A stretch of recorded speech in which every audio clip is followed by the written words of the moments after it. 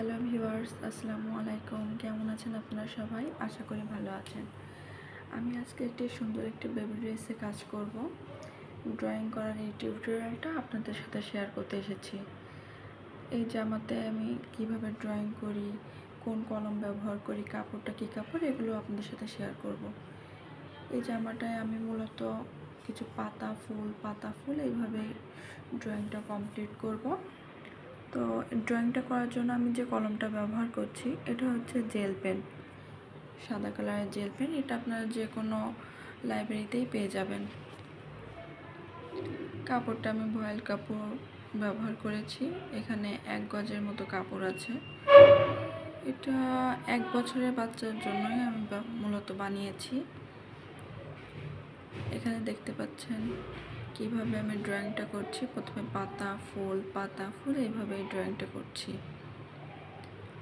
ড্রয়িংটা খুবই সিম্পল, তারপরও আপনাদের সবার খুব পছন্দ হবে আশা করি। দেখুন, আমি মূলত যেখানে ফুল দিচ্ছি সেখানে পরের লাইনে পাতা ব্যবহার করছি, আবার যেখানে পাতা দিচ্ছি সেখানে ফুল ব্যবহার করছি। এভাবে ড্রয়িংটাই কমপ্লিট করছি।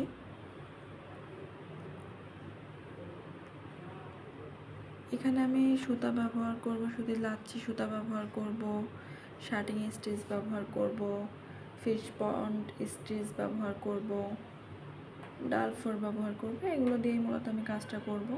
এগুলোর সেলাই টিউটোরিয়ালও আপনাদের সাথে শেয়ার করব।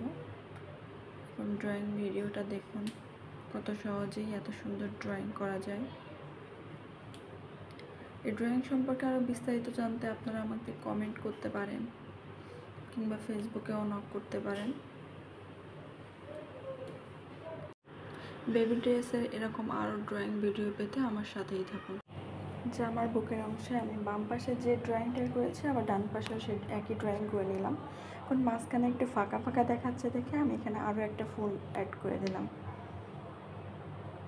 আল্লাহ হাফেজ।